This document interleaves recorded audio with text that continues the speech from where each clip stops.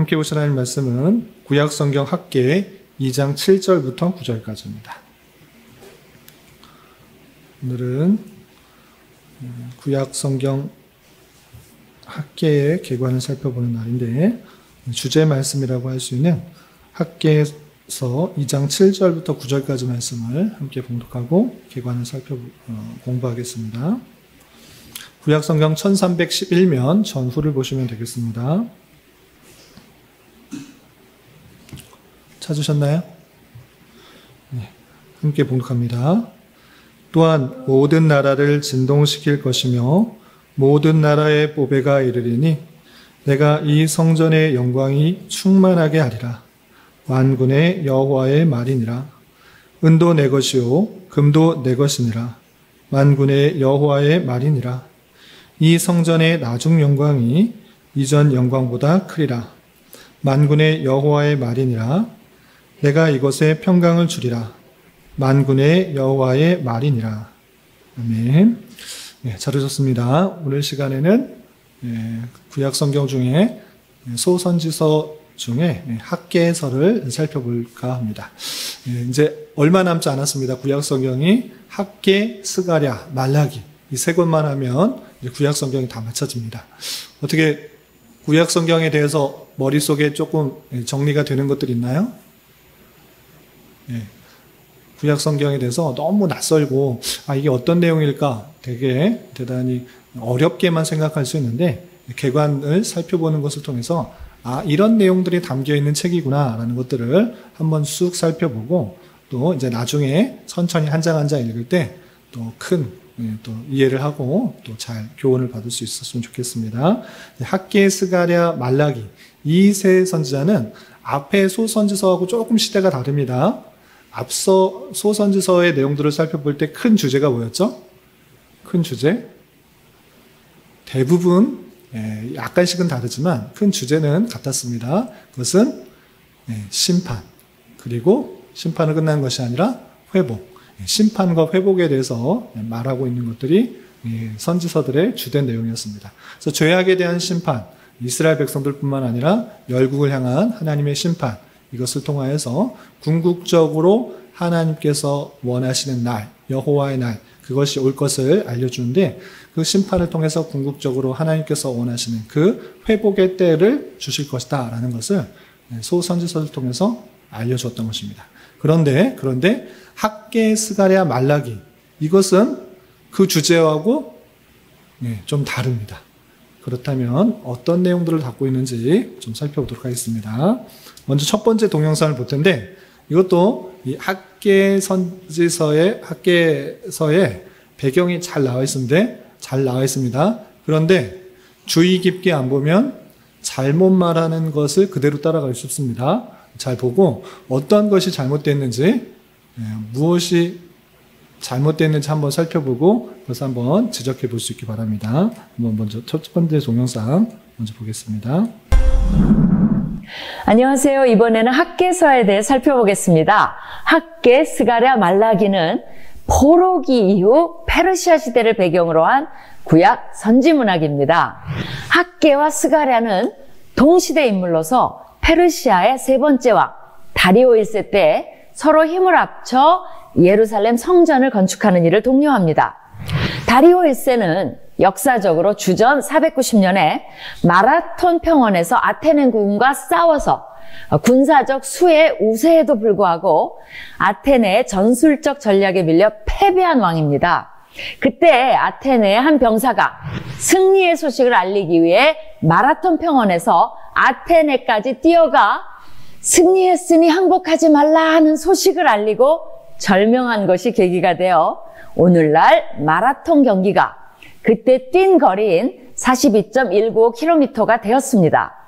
다리오 1세의 아들은 크세르크세스 1세로 고대 페르시아의 왕위를 그리스식으로 표현한 크세르크세스는 영웅들의 통치자란 뜻입니다. 이 왕이 구약에 나오는 에스더의 남편이자 히브리식 발음으로 아수에로 왕이라는데 대체로 의견이 모아지고 있습니다. 학계는 예언의 메시지를 전한 날짜들이 구체적으로 기록되어 있어서 구약에서 가장 연대가 정확한 책이라고 할 수 있습니다. 다리오 왕 통치 기간 제2년 6째 달 초하루, 7째 달 21일, 9째 달 24일까지 약 4개월에 걸쳐 여호와께서 주신 4번의 메시지를 기록합니다. 이때가 주전 520년입니다. 그 당시 스룹바벨은 유다의 총독이었으며 여호수아가 대제사장이었습니다. 학개는 무거운 임무를 맡았습니다. 다른 선지자는 메시지만 전하면 되었는데 학개는 눈에 보이는 성과를 내야 했습니다. 바로 66년 전에 파괴된 성전을 재건하는 일입니다. 포로기 이후 페르시아 시대 때 제국에 흩어져 살던 이스라엘 디아스포라들이 예루살렘에 귀환되어 살고 있었습니다. 학개는 각자 자기 집 짓기에만 바쁘고 하나님 일에 무관심한 백성들에게 동기부여를 하여 그들에게 영적인 우선순위를 확립하도록 일깨워 줍니다. 성전 건축은 여호와께 드리는 예배를 회복하는 일이며 하나님의 왕국과 메시아 시대의 도래를 여는 것을 의미하기 때문입니다. 그들의 삶이 어려웠던 것은 성전 건축하는 일에 우선순위를 두지 않았기 때문임을 보여줍니다. 단 23일 만에 이처럼 즉각적이고 실천적 반응을 일으킨 설교는 드뭅니다. 총독 스룹바벨과 대제사장 여호수아와 백성들은 선지자의 메시지를 청종하며 여호와를 경외함으로 같은 달 24일에 즉각 하나님의 성전 공사를 시작합니다. 하나님께서 그들을 감동시키신 결과입니다. 그들의 이러한 반응은 하나님의 축복을 얻기 위해서 어떻게 해야 하는지를 우리에게도 모범적으로 잘 보여줍니다. 우선순위를 잘 결정하라는 것입니다.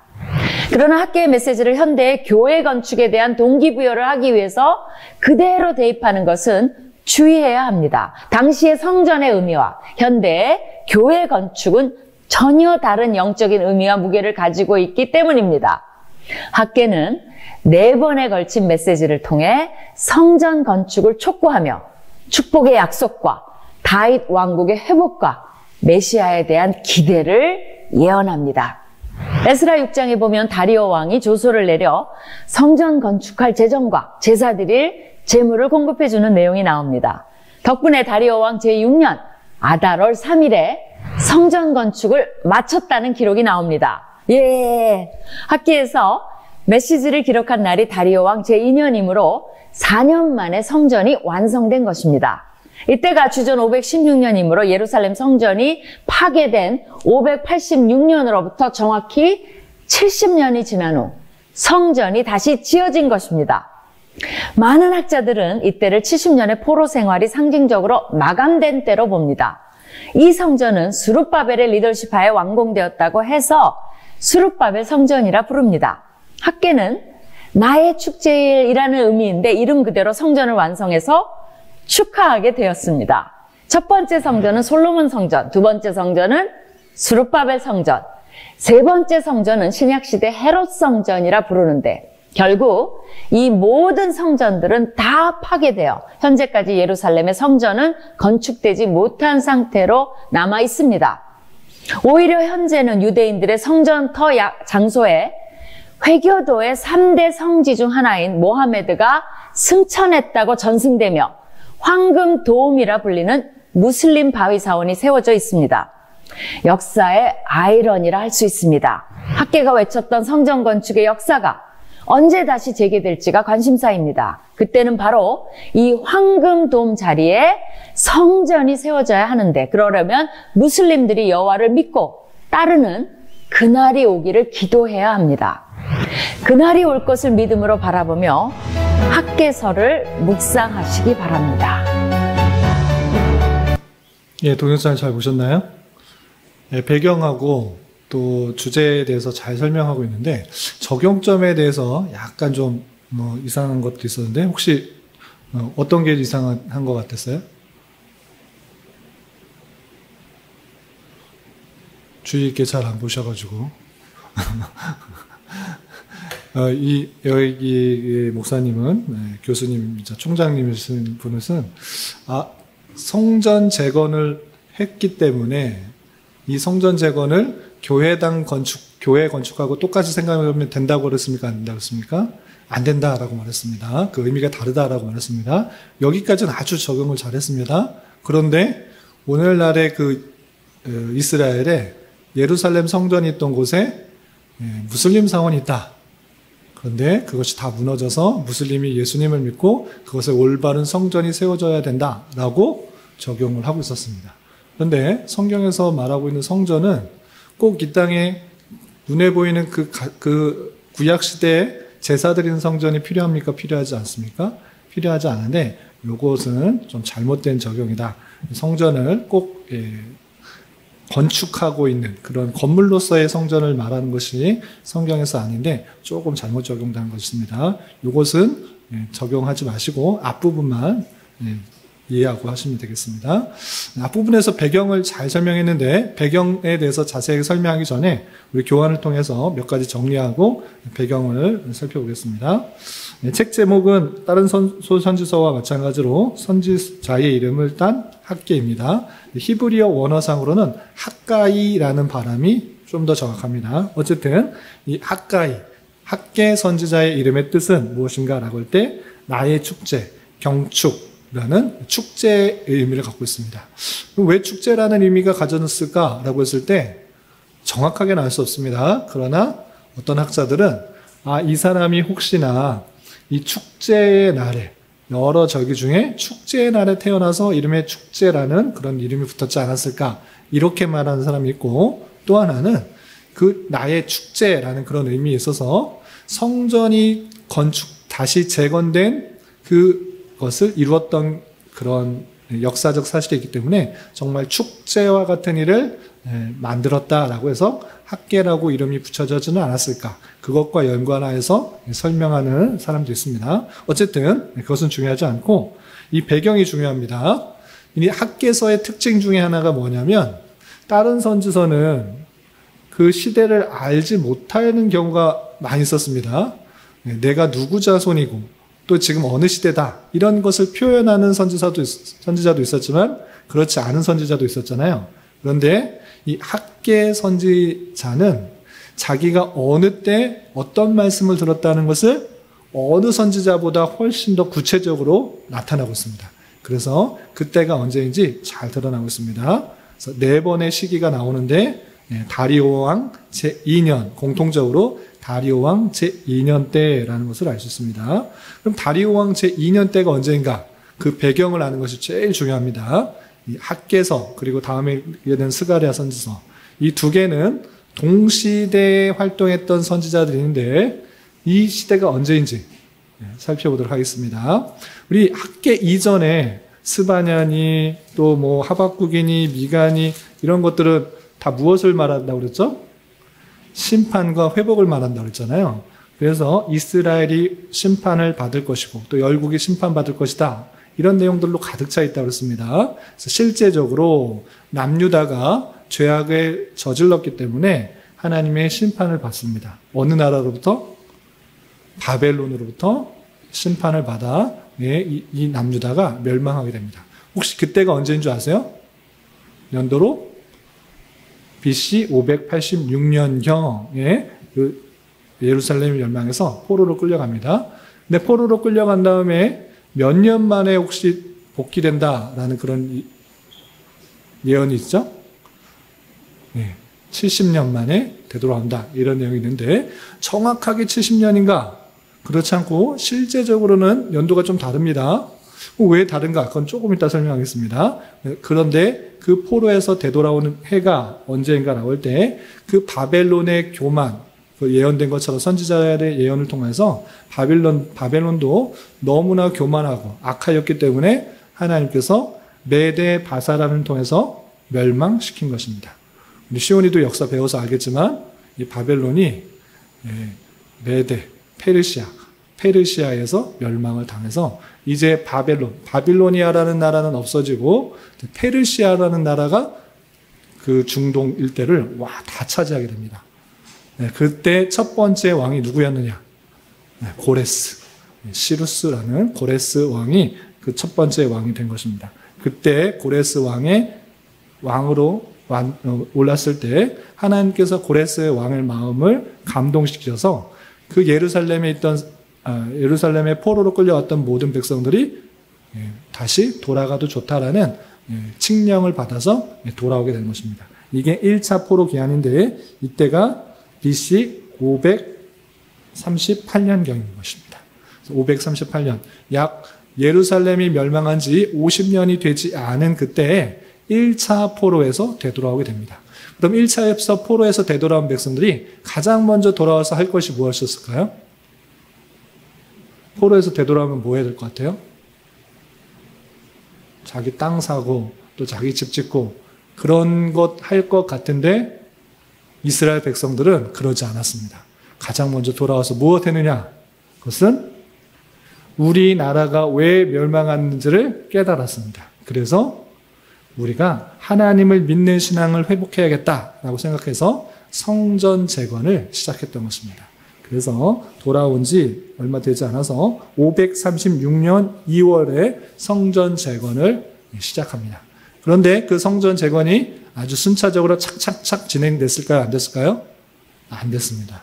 그것을 시샘하는 사람도 있었습니다. 사마리아 사람들이 우리가 도와줄게, 우리랑 같이 성전 짓자 이런 식으로 말하면서 도와주는 척 하면서 방해하려고 했는데 아니 괜찮다, 너희들 우리랑 상관없다, 우리끼리 짓겠다 이렇게 말하니까 사마리아 사람들이 또 어떻게 하는가?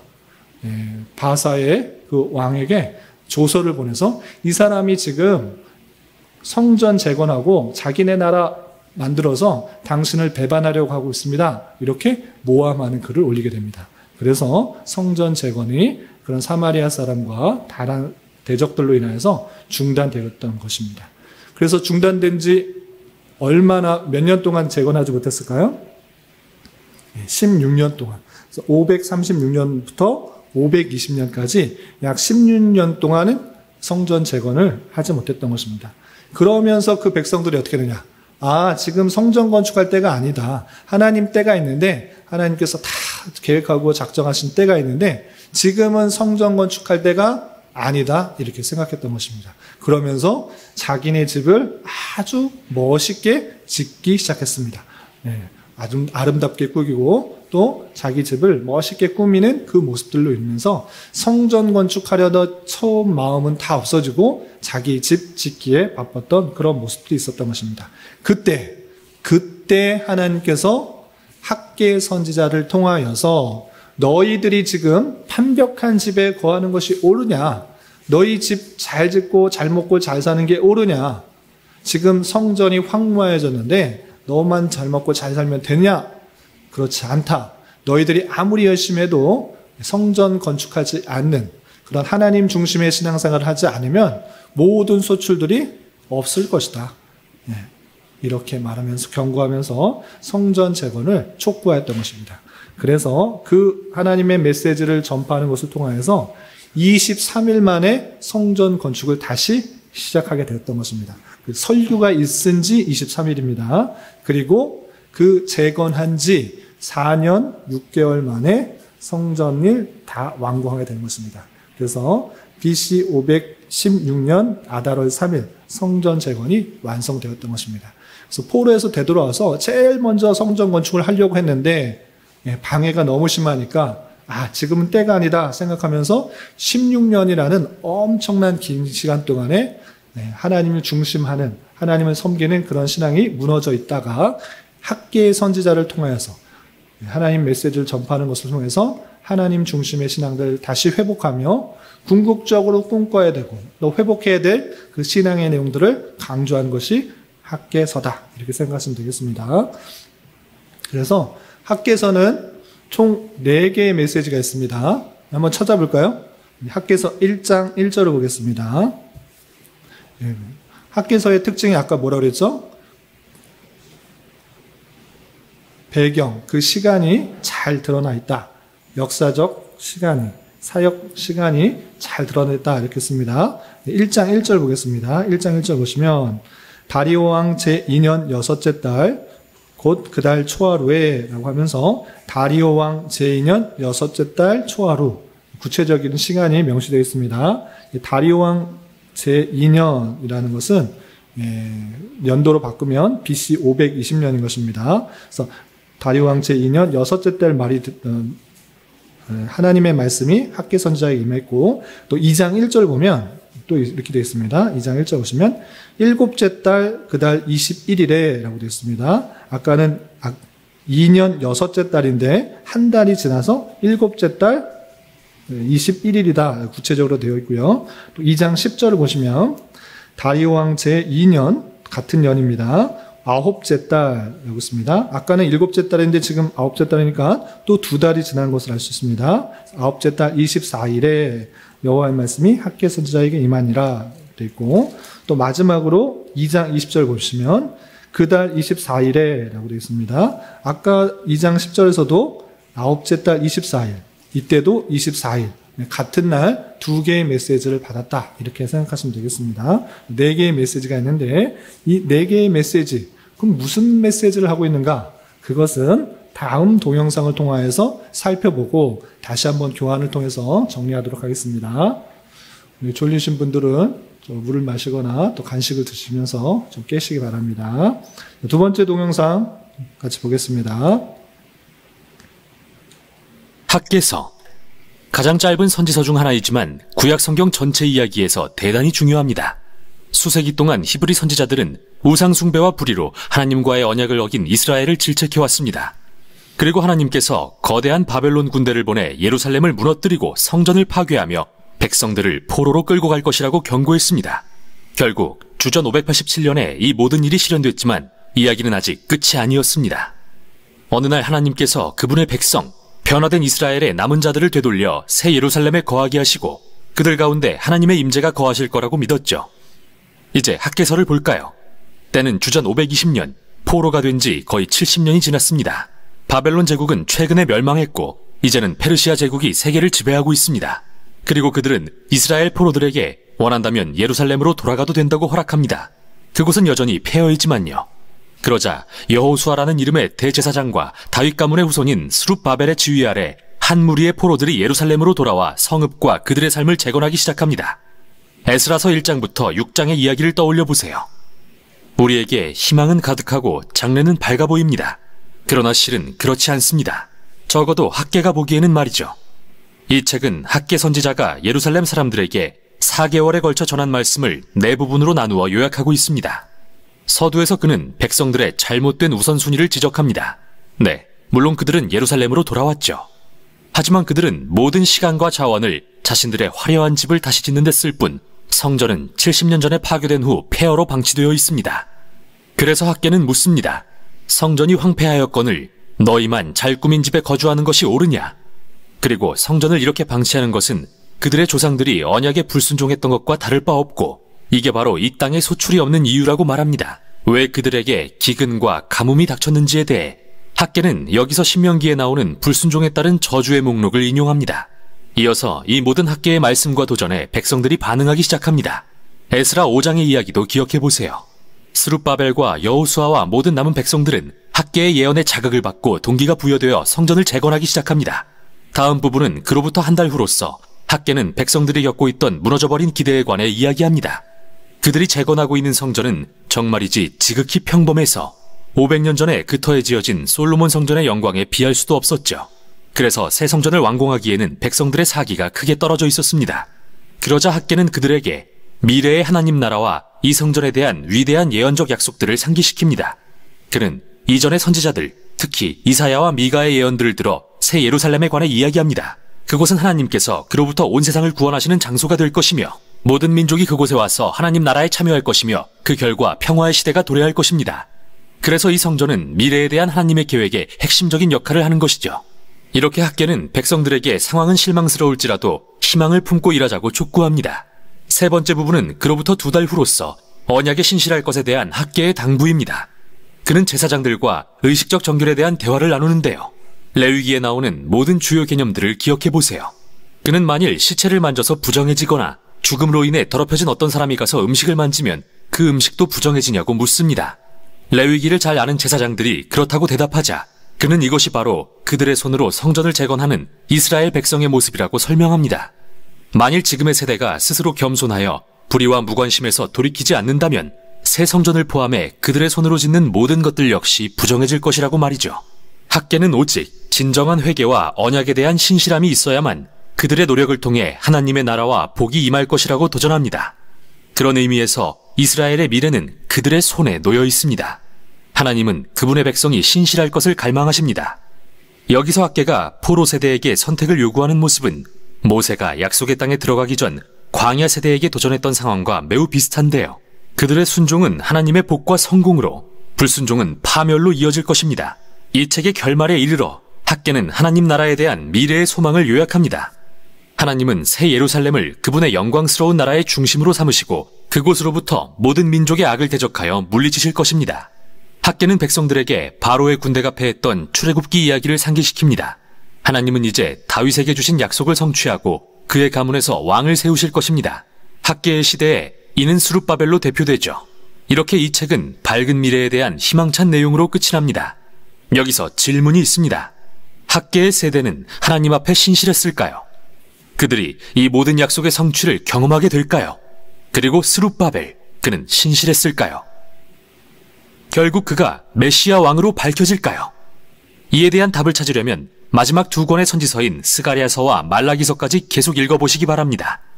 그러나 이 짧은 책은 모든 세대의 하나님의 백성들에게 주어진 위대한 도전을 우리 앞에 제시합니다. 우리의 선택은 정말 중요하다는 것, 그리고 하나님의 백성들의 신실함과 순종은 하나님이 이 세상에서 그분의 목적을 이루어 가시는 방법이라는 것. 따라서 이 놀라운 사실은 하나님의 백성들이 그분의 나라가 오기를 고대하며 겸손해야 할, 그리고 행동해야 할 이유가 되는 것입니다. 이것이 바로 학개서가 전하는 내용입니다. 예, 학개서에 대해서 각 장의 내용들을 자세하게 설명해 주는데 쑥 지나가서 잘 기억이 안 날 수도 있으니까 제가 요약하도록 하겠습니다. 여러분들 교환을 참조해 주시기 바랍니다. 예, 교환의 3번부터 5번까지 내용들이 쭉 있는데 이걸 하나 읽으면서 하면은 또 졸리고 또 힘들 수가 있으니까 제가 요약하면서 설명할 테니까 잘 들어보시기 바랍니다. 자, 학개서는 성경, 구약 성경 중에 몇 번째로 짧은 성경일까요? 두 번째로 짧은 성경입니다. 2장밖에 되어 있지 않은 아주 짧은 성경이기 때문에 그냥 읽어도 한번 지금 읽으면 한 6분 정도밖에 되지 않은 그런 시간이지만 그 배경과 그 적용을 우리 또 개요를 좀 살펴보는 거니까 읽지는 않고 핵심적인 내용들 다루겠습니다. 아까도 설명했다시피 이 학개 선지자가 몇 번의 하나님의 계시를 받았다고 그랬습니까? 아까 날짜 4번 찾아봤잖아요. 몇 월 며칠에 하나님께서 학개 선지자에게 말씀하셨더라. 이게 4번 나옵니다. 그러니까 학개서에는 4개의 메시지가 있다. 이렇게 생각하면 되겠습니다. 몇 개 메시지? 4개 메시지. 그러면 4개의 메시지, 이 주제만 생각하시면 여러분들이 학개를 잘 공부한 것입니다. 그럼 4개의 메시지가 뭐냐? 첫 번째 보겠습니다. 여러분들 3번부터 5번까지 있는 내용을 제가 요약해서 쉽게 설명하는 것입니다. 1장 1절부터 1장 15절까지 첫 번째 메시지인 것입니다. 첫 번째 메시지의 핵심이 뭐냐? 1장 4절과 5절을 한번 보겠습니다. 1장 4절, 5절. 펜이 있으신 분은 밑으로 쳐놓으시고 살펴보겠습니다. 1장 4절 함께 읽어보겠습니다. 시작. 이 성전이 황폐하였거늘 너희가 이때 판벽한 집에 거주하는 것이 옳으냐? 그러므로 이제 만군의 여호와가 이같이 말하노니 너희는 너희의 행위를 살피지니라. 이게 핵심 메시지입니다. 첫 번째 단락에서 핵심 메시지. 성전이 황폐하였는데 너가 판벽한 집에 거주하는 것이 옳으냐라고 표현하고 있습니다. 판벽한 집은 무엇이냐면 벽을 아름답게 꾸민 그런 집인 것입니다. 성전은 지금 황폐해서 건축되고 있다고 그랬습니까? 안 건축되고 있다고 그랬습니까? 방해에서 건축되지 않고 있는데 그때를 생각하면서 그때가 내 기회다 하면서 자기 집만을 꾸미고 있는 것입니다. 그런데 이것이 옳다고 그랬습니까? 옳지 않다고 그랬습니까? 네, 옳지 않다라고 했습니다. 성전 짓는 것이 우선돼야지 너희 집 짓는 것이 우선되면 안 된다라고 표현하고 있습니다. 그래서 첫 번째 주제, 첫 번째 메시지, 그것은 무엇이냐? 우리가 삶을 살아가는데 다양한 해야 될 일이 있습니다. 그런데 우선순위가 중요하다는 것을 잊지 말아야 할 것입니다. 하나님의 일, 하나님 섬기는 것, 그리고 내가 먹고 살아야 되는 것, 내 집을 꾸미는 것, 가족을 돌보는 것, 여러 가지 사적인 일들이 있는데 그것에 있어서 어떤 것은 안 해도 된다 이렇게 하진 않습니다. 물론 해야 되지만 우선순위가 있는 것입니다. 그 우선순위를 바로 하지 않으면 안 된다라는 것들을 첫 번째 메시지에서 강조하고 있는 것입니다. 하나님의 성전이 지금 황무해졌는데 내가 좋은 집에서 거하려고 이렇게 애쓰는 것, 그것은 옳지 않다라고 표현하면서 너희들이 아무리 많이 뿌릴지라도 수확이 적으며 먹을지라도 배부르지 못하며 마실지라도 흡족하지 못하고 입어도 따뜻하지 못한 것, 그것은 너희가 하나님을 섬기는 그 신앙이 올바로 되어지 않기 때문에 그렇게 된다라고 표현하고 있습니다. 여기서 중요한 거 잘 들으십시오. 하나님 섬기는 그 일과 개인적인 유익과 만족을 위해서 하는 일, 그것에 있어서 우선순위가 뒤바뀌면 안 된다. 이 사실들을 잊지 마시기 바랍니다. 하나님 섬기는 것, 하나님이 중심으로 생활하는 것이 중요하지 그것이 안 되면 아무 소용이 없다라고 표현하고 있는 것입니다. 하나님께서 분명히 말씀하십니다. 이 세상 모든 만물을 주관하시는 분이 하나님과의 관계가 올바르게 되지 않으면 아무리 수고하고 노력하고 할지라도 헛수고가 되게 하실 수도 있다라는 사실을 기억하며 우리는 하나님 중심하는 그 생활, 하나님의 말씀으로 생활하는 그 생활, 그것이 가장 중요하다라는 생각을 가지고 살아가야 될 것입니다. 이것이 첫 번째 메시지인 것입니다. 이 강력한 메시지를 듣고 여섯째 날 초하루에 이 말씀을 했는데 15절을 보면 여섯째 달 24일에 성전 건축을 시작하게 되었습니다. 그래서 백성들이 우리가 잘못했구나. 우리가 지금 우리 집 짓는 데 노력하는데 힘써야 되는 것이 아니구나 라는 것을 깨달아 23일 만에 백성들이 다시 성전 건축을 시작하게 되었던 것입니다. 자, 두 번째 메시지 2장 1절부터 9절까지 내용인데 핵심적인 말씀만 보겠습니다. 우리가 처음 시작할 때 읽었던 2장 7절부터 9절까지 이것이 학개서의 전체 주제와도 같기 때문에 다시 한번 보겠습니다. 아까 읽으셨으니까 제가 한번 읽어보겠습니다. 또한 모든 나라를 진동시킬 것이며 모든 나라의 보배가 이르리니 내가 이 성전의 영광이 충만하게 하리라. 만군의 여호와의 만이라. 은도 내 것이요 금도 내 것이니라. 만군의 여호와의 만이라. 이 성전의 나중 영광이 이전 영광보다 크리라. 만군의 여호와의 말이니라. 내가 이곳에 평강을 주리라. 만군의 여호와의 말이니라 라고 표현하였습니다. 여호와의 말이니라, 여호와의 말이니라, 여호와의 말이니라 계속해서 반복하면서 강조하고 있습니다. 그런데 이 성전을 건축하면서 그 백성들이 안타까워하는 것이 있었습니다. 무엇이냐? 그 성전을 건축하는 사람 중에서는 예전에 솔로몬 성전이 어떠한지를 아는 사람도 있었습니다. 그래서 솔로몬 성전은 아주 크고 화려했기 때문에 지금 다시 건축하려는 것은 너무 보잘것없는 거예요. 금으로 황금으로 다 덮여 있지도 않고 크기도 그렇게 크지 않은 그런 모습 때문에 안타까운 모습이 있는데 그러할 때 하나님께서 학개 선지자를 통해서 이 말씀을 전해주신 것입니다. 이 성전의 영광이 충만할 것이다. 은도 내 것이고 금도 내 것이다. 그리고 이 성전의 나중 영광이 이전의 솔로몬 영광, 그 영광보다 훨씬 더 클 것이다. 이렇게 말해주고 있는 것입니다. 그런데 중요한 거, 이 메시지가 가르쳐주는 것이 무엇인가를 잘 이해하는 것이 중요합니다. 단순히 학개 선지자를 통하여서 백성들이 스룹바벨과 함께 4년 반 만에 다시 재건한 그 성전의 영광이 솔로몬의 영광보다 훨씬 더 크다라는 것을 말하는 것이 아니라 눈에 보기에는 훨씬 더 작고 또 볼품 없을 수 있습니다. 그러나 이 성전의 나중 영광이 이전 영광, 솔로몬 때 그 영광보다 훨씬 더 클 것을 예언하는 것을 통해 성전 대신 예수님께서 이 땅에 오심으로 말미암아 참된 영광을 드러낼 것이다. 이렇게 말하고 있는 것입니다. 그래서 성전은, 눈에 보이는 성전은 계속해서 앞으로 오실 제사 제도를 통해서 주님께 나아갈 수가 있고 주님께서 우리와 함께 계시다는 것을 잊지 않도록 하시는 하나님의 방편인 줄 알아. 성전은 예수 그리스도고 그 예수 그리스도가 이 땅에 오심으로 그 놀라운 영광들이 드러났다. 이 사실을 말하고 있다는 사실을 잊지 말아야 할 것입니다. 그래서 단순히 솔로몬의 성전을 본따서 수룹바벨이 만들어 놓은 그 성전이 영광이 많아질 것이다. 이걸 말하는 것이 아니라 궁극적으로 성전의 주인 되신 예수 그리스도의 그 영광이 아름답게 나타날 것을 예언하고 있는 말씀이다. 이렇게 생각하시면 되겠습니다. 이해되셨죠?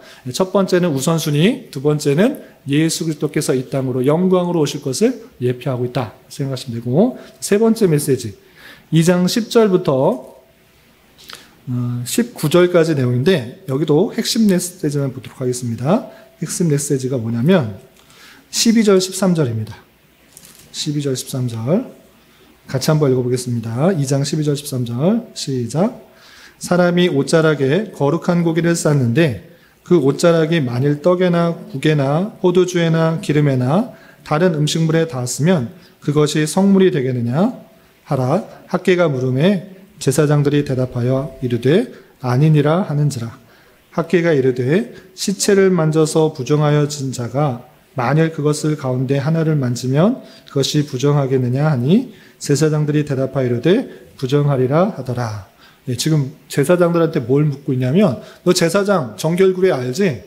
너 지금 제사하러 들어가는데 뭐 더러운 것을 만지면 그거 되겠느냐 안 되겠느냐. 그 더러운 것을 만진 다음에 다 성물을 만들면 그것이 더럽혀지겠느냐 안 더럽혀지겠느냐 묻습니다. 죽은 사람을 부정한다고 그랬는데 그 만진 것을 가지고 또 성물을 만지면 그거 되겠느냐 안 되느냐 묻습니다. 제사장이 그 율법을 알기 때문에 부정하다 더럽다고 그럽니까 안 더럽다고 그럽니까? 당연히 더럽습니다. 부정합니다. 그렇게 하면 안 됩니다. 라고 말합니다. 왜 그것을 말하느냐? 14절을 이 말씀을 하기 위해서 그 예를 든 것입니다. 그래서 14절 보시면 이에 학개가 대답하여 이르되 여호와의 말씀에 내 앞에서 이 백성이 그러하고 이 나라가 그러하고 그들의 손에 모든 일도 그러하고 그들이 거기에서 드리는 것도 부정하니라 라고 표현하고 있습니다. 무슨 얘기를 하고 있는 것입니까?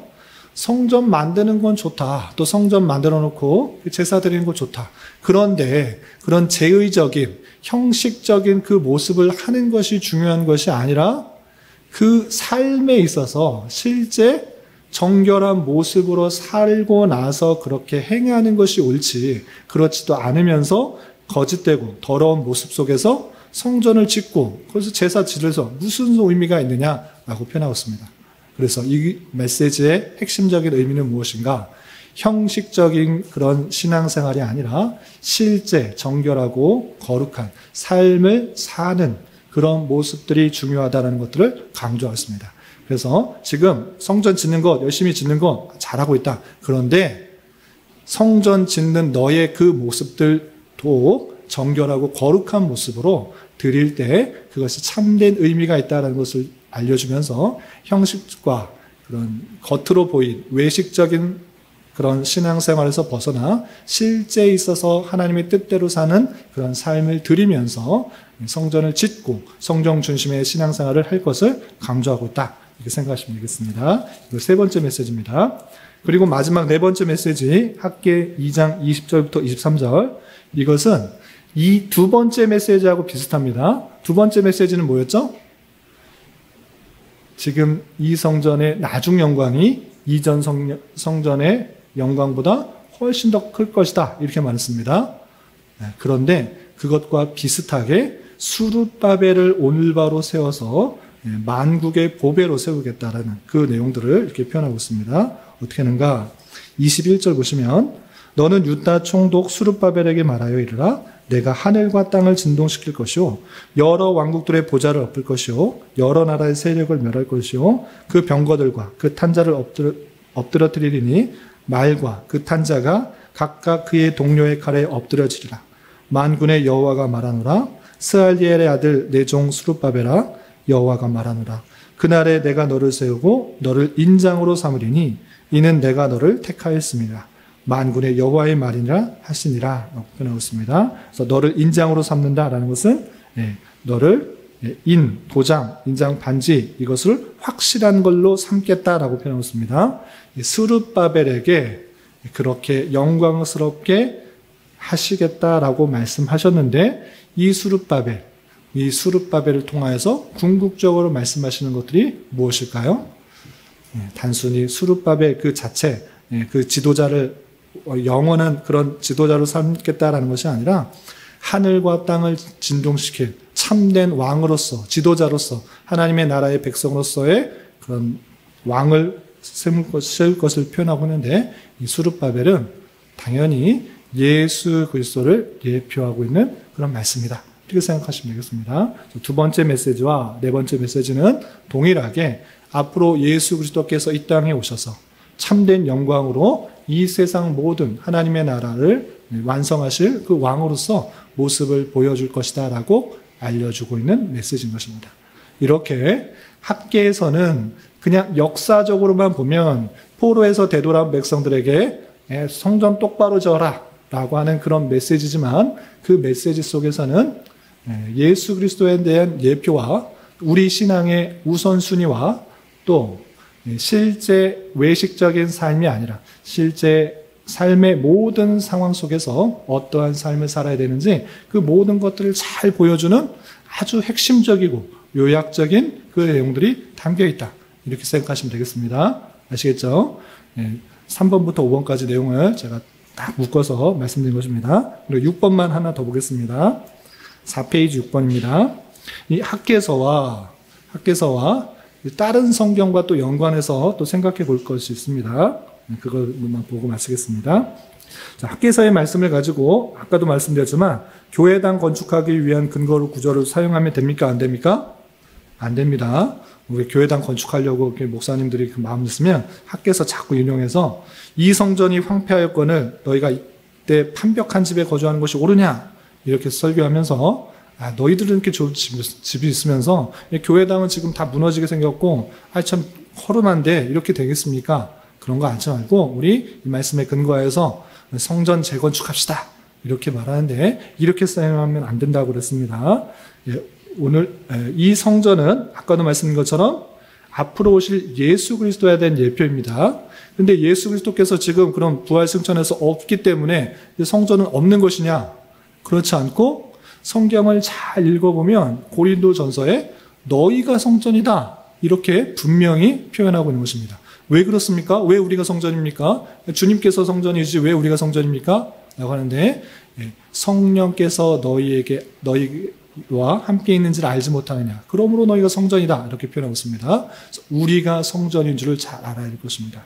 그래서 이 하나님께서 거하시는 성전, 그 성전이 우리이기 때문에 우리가 신앙생활 잘하는 그런 모습도 있어야 될 것이고 또 주님을 잘 모시는 그 모습들이 잘 드러나야 될 것입니다. 따라서 성전 재건에 관한 동료의 말씀은 자신의 실현과 계획을 우선적으로 하기보다는 하나님의 교회 그리고 그의 나라를 위해 더욱더 힘써야 하는 우선순위를 확정하는 말씀으로 함께 이해해야 될 것입니다. 너희가 판벽한 집에 거하는 것보다 지금 성전을 건축하는 그 일들이 더 있어야 된다라는 것은 하나님의 중심으로 하는 그런 신앙생활, 또 우리가 성전인 줄 알아 교회를 올바로 세우기에 힘써야지 된다라는 것을 말하고 있는 것입니다.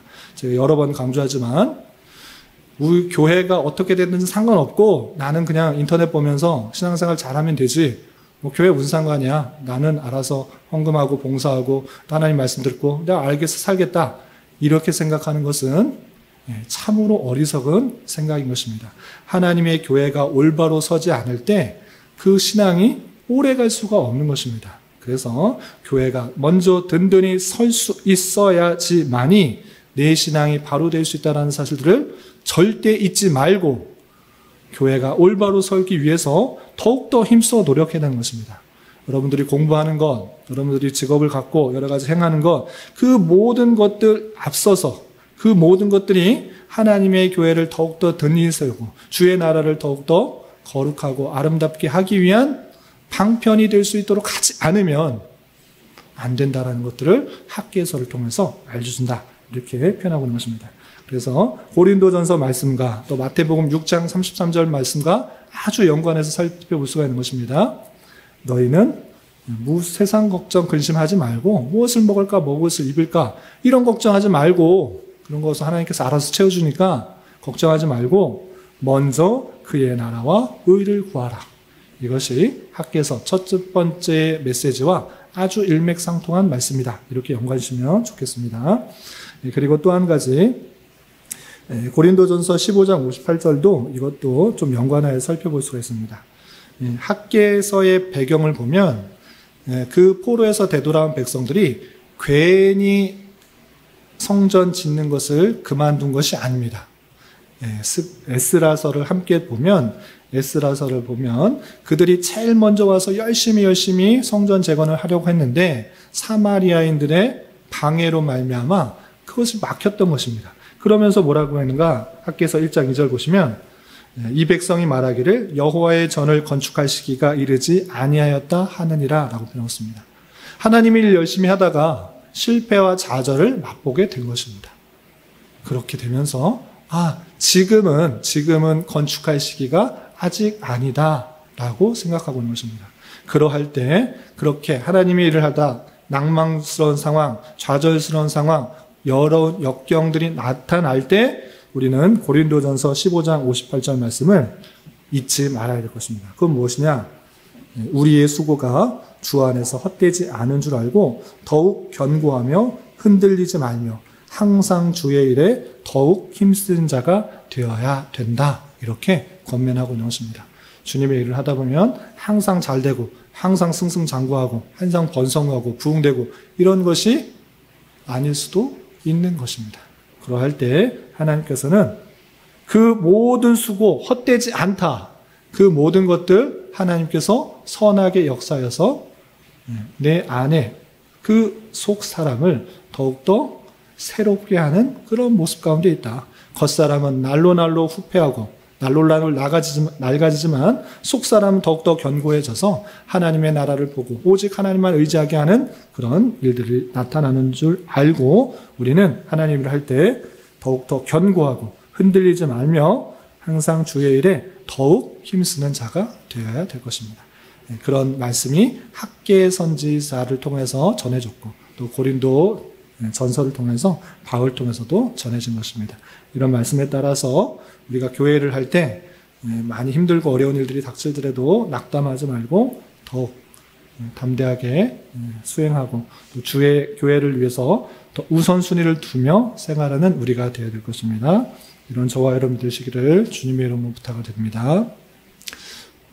질문하실 거 없으시죠? 기도하고 마치겠습니다. 하나님 아버지 감사합니다. 오늘 학개서 개관을 통하여서 또 폴에서 되돌아온 백성들이 영적 무기력함과 또 나태함과 자기 유익만을 위해서 살아가는 그런 모습 속에서 하나님을 통하여서 주시는 그 말씀을 살펴보았습니다.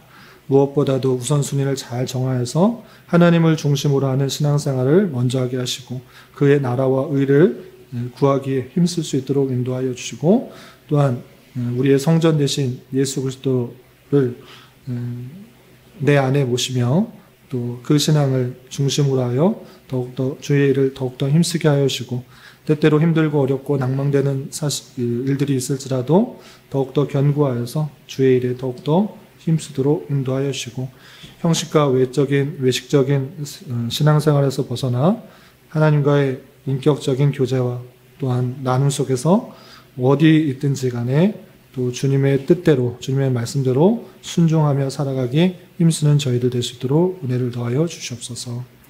주님 돌아오는 주일에는 전교인 1일 여름 캠프가 있습니다.